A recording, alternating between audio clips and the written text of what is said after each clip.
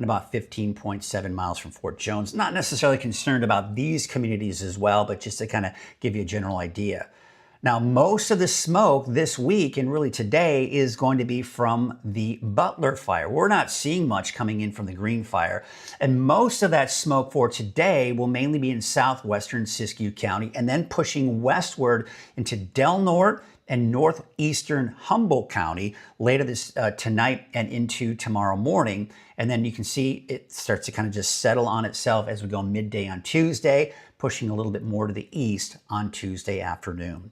All right, that's the latest look at the fires here. I want to remind you that throughout the day, you can always check the latest on the fires at weathernorcal.com and click on the fire danger section. Let's take a look at the winds, and it's pretty typical. You see the winds are gusting upwards of around 20 to 25 miles per hour, but they die down as we go into Tuesday morning. But by Tuesday afternoon, they'll probably pick back up again, and that'll probably be the same case for Wednesday. Now, I'm not necessarily concerned about the winds at this point now because we're looking at cooler temperatures and higher humidity. Now, 20 to 25% is still low, but certainly not as low as we typically are. And it actually will probably feel a little bit more muggy than we're used to out there because of the higher humidity, cooler temperatures as a result too. And that will probably be the case going into your Wednesday as well. So the fire weather risk is dropping thanks to the cooler temperatures, the higher humidity, the wind's not a major factor either. So we look at the big picture here. We've got an area of low pressure spinning to our north. That's got the cooler, more mild air associated with it, but it's still very dry. But the driest air is actually now being pushed to our south. You can see that band of clouds pushing through is some of that moisture. But the thing is, it's been so dry, it's going to take a bit for us to really saturate the atmosphere for us to see most of that rain reach the ground. So a lot of what you see here on Futurecast may not even reach the ground, but there could be some sprinkles, a little bit of light shower activity, especially in the eastern mountains. Now, Futurecast isn't really picking up on that activity here for the valley later this evening and tonight, but we'll have to kind of wait and see what happens with that.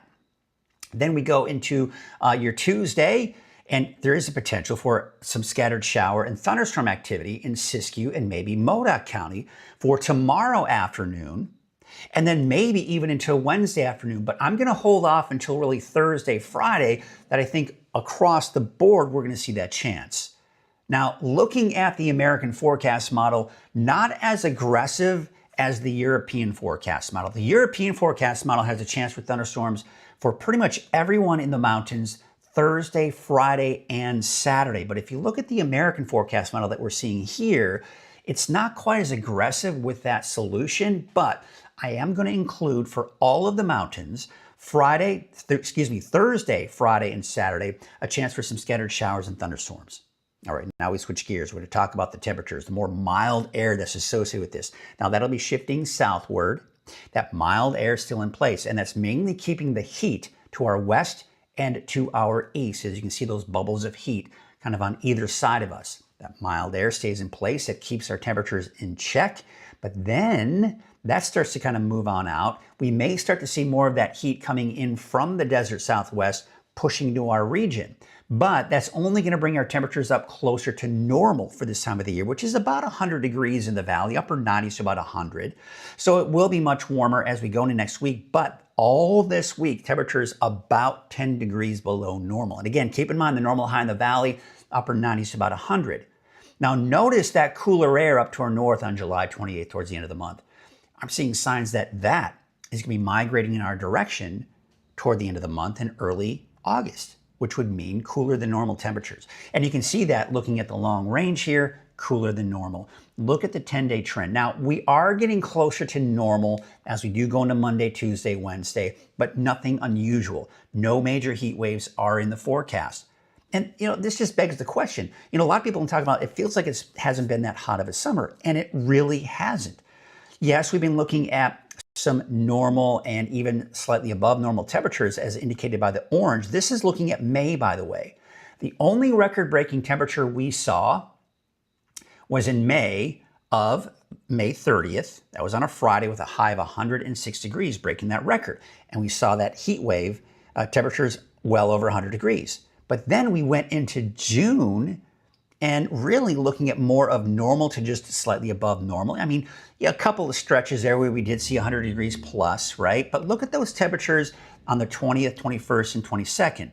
Low to mid 80s, and then it kind of climbed back up again. But no record-breaking temperatures in the month of June. So far in the month of July, we're kind of splitting it between normal and below normal here so far through yesterday.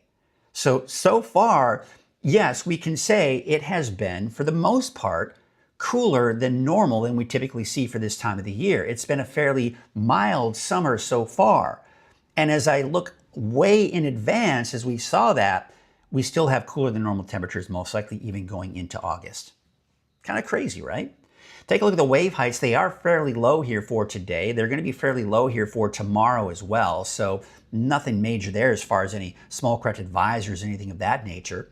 We take a look at your marine forecast, a chance for some rain. Otherwise, winds from the northwest at about 5 knots. All right, let's take a look at your Trinity County neighborhood forecast. Now, you see the lightning strikes in there. Don't be too terribly concerned about that, but there is that best potential Thursday, Friday, and Saturday. Temperatures are going to be cooler. Take a look at the North Coast neighborhood forecast. Temperatures around 80 for Alder Point, 65 degrees in Blue Lake, 78 for Orleans, 83 for Willow Creek. Inland, I think you'll be mainly dry. If we start to see the chance for thunderstorms on Thursday, Friday, Saturday, certainly, but for now, I'm going to keep it mainly east of the North Coast. Siskiyou County, I've got a chance for you all the way through Saturday, but the best chances at this point do look to be Thursday, Friday, but we're going to have to watch this afternoon, Tuesday afternoon, and especially going into Thursday as well. For Modoc County, also that chance all week long. Best chances, though, look to be toward the end of the week. But again, we're going to have to watch Tuesday and even Wednesday.